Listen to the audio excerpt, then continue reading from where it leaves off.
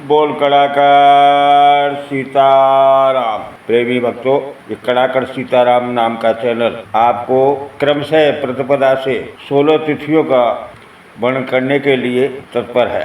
आज षष्ठी तिथि का वर्णन करते हैं। जब पृथ्वी पर दिति और अदिति के पुत्रों में संघर्ष होने लगा, दिति के पुत्र राक्षस थे जो बड़े बलवान थे और पूजा करके बहुत से वरदानों को जिन्होंने प्राप्त किया था, उनमें से हिरण्याकश्यप, हिरण्याक्ष, महासुर, विक्रवृत्ति, विचित्र, भीमाक्ष, क्रोध, ये सभी महाबली मनुष्यों को और देवता को सताने लगे। युद्ध होने लगे, एक दूसरे मारकाट होने लगी। तो गुरु बृहस्पति ने कहा देवताओं से कि देवताओं, इनके पास बहुत से सेनापति बलवान हैं, आपको के पास कोई इंद्र के अलावा सेनापति नहीं है। हमें उद्योग करना चाहिए कि हमें भी कोई अच्छा सेनापति मिले। सभी ने मिलकर विचार किया क्या करना चाहिए। तो ब्रह्मा जी को आगे करके सभी भगवान रुद्र के पास जाते और रुद्र से विनय करते हैं। देवता बोले, भगवान हे महारुद्र, आप भगवत देवता हैं। भगत देवता नेतृत्व प्रांतक विभु दैत्यभू पुरातन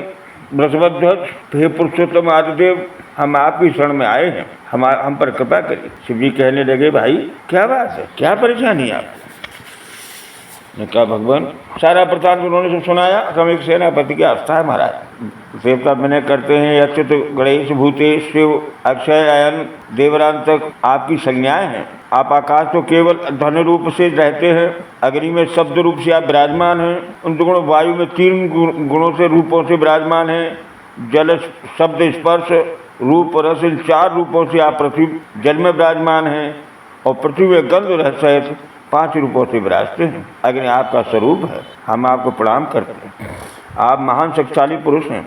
हे त्रिलोचन, इस श्रेष्ठ शून्य तथा सूर्य चंद्रमा इंद्र आदि बीज नहीं थे, तब उस समय त्रिनेत्र सभी के प्रमाण से परे कथा वर्जित बाधाओं से वर्जित केवल आपको ही सत्य विराजित थी। आपकी सत्ता विराजित थी। आप कपाल पहने रहते हैं, द्वितीय का चंद्रमा आपके मस्तक पर रहता है, आप भस्म को लपेटे रहते हैं, शेषनाग आपका यज्ञोपवीत है। हे मृत्युंजय, आप हमारी रक्षा करें। उत्पत्ति कर्ता नारायण, 4 मुख शोभा पाने वाले ब्रह्मा, सत्य 3 गुणों से आवाहनीय आवश्य, 3 अग्नियों में कृत देवता, कृतयुग त्रेता युग और युगों के भेद को त्रिमूर्ति बन जाते हैं। आप हमारी रक्षा करें। तो मुनि महात्मा कहते हैं, देवताओं की विनती करने पशुपतिनाथ स्थिर होकर बोले, देवताओं आप अपना कार्य शीघ्र बताइए। देवतागण कहने लगे, हम इन निशाचरों से भयभीत रहते हैं, हमारी सेना की अध्यक्षता करने वाला कोई नहीं, कल्याण कर आप हमें सेनापति दीजिए। शिव बोले, ठीक है, हम आपको सेनापति देते हैं।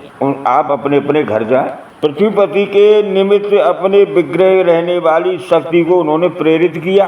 शक्ति क्षुब्ध होते ही एक कुमार प्रकट हुआ। उसकी ऐसी प्रभा थी मानो तपता हुआ सूर्य हो। जन्मजात शक्तियों से इस प्रकार प्रकाशित हो रहा था मानो ज्ञानमय पुंज ही स्वयं साक्षात प्रकट हुआ हो। जब प्रकट होकर बच्चा रुदन करने लगा तो 6 ऋतिकाओं ने उनको दूध पिलाया और जब से ये ऋतिकाएं भी पूजनीय हो गई और बहुत से मनवंतरों का कारण देवताओं के सेनापति होने के विचित्र प्रसंग हैं और भी कुछ लोगों ने अपने अपने तरीके से इसे कहा है। लेकिन 12 पुराण का लेख है कि शंकर के शरीर में अहंकार रूप से जिन देवताओं की प्रसिद्धि थी वे सभी देवता प्रयोजनवश देव सेनापति बनकर शोभा पाने लगे। उस कुमार के उत्पन्न हो जाने पर स्वयं ब्रह्मा जी देवताओं के साथ आए और ब्रह्मा देवादिदेव शंकर की पूजा की और कहने लगे, जब बालक की बात सुनकर जब बच्चे ने कहा कि आप मुझे खेलने को खिलौने दें, तो रुद्र ने उस समय बालक की बात सुनी और कहा, पुत्र तुम्हें खेलने के लिए मैं कुक्कुट और सेवा सहयोग के लिए शास्त्र और विशाख नाम वाले 2 अक्षर देता हूँ। कुमार तुम भूत ग्रह आदि विनायकों के देवता बनो, देवताओं की सेना का सेनापतित्व धारण करो। और इस प्रकार सभी देवता उस स्कंद देवता की पूजा करने लगे। देवगणों ने कहा, कृतिकानंदन शिव कुमार विदीर्ण करने वाले क्रौंच नामक पर्वत को जो आजकल स्थित है आसाम में, क्रौंच विध्वंसक तत्वों को परास्त करने वाले महाग्रहाणु कुकुटध्वज विश्वेश स्कंद षटमुख कृतिकानंदन शिव कुमार भूतों का ग्रहों का स्वामी अभिनंदन भूत भावन शंकर की आप संतान हैं, शंकर जी की आप संतान हैं, आपका कल्याण हो। आप हमारा सेनापति पद को आप सुशोभित कीजिए और युद्ध में हमारी रक्षा कीजिए निशाचरों से। इस प्रकार कहते हुए सभी देवताओं ने स्कंद महाराज की पूजा की। भगवान ब्रह्मा ने स्वर्ण कलश मंगाए, जल से भरे हुए पंचामृत स्नान कराया, षोडशोपचार पूजन किया, उनका सेनापति पद पर अभिषेक किया और भगवान स्कंद ने इस प्रकार वहाँ पर उनका पद धारण सब स्वीकार करके सबको अभय किया। अनेक युद्ध लड़कर उनके सेनापतित्व में देवता को विजय दिलाई। जब से जो फल का हार रहकर छठ को व्रत रखते हैं और उनका स्वामी कार्तिकेय जी का पूजन करते हैं, उनकी सभी मनोकामना भगवान कार्तिकेय पूर्ण करते हैं।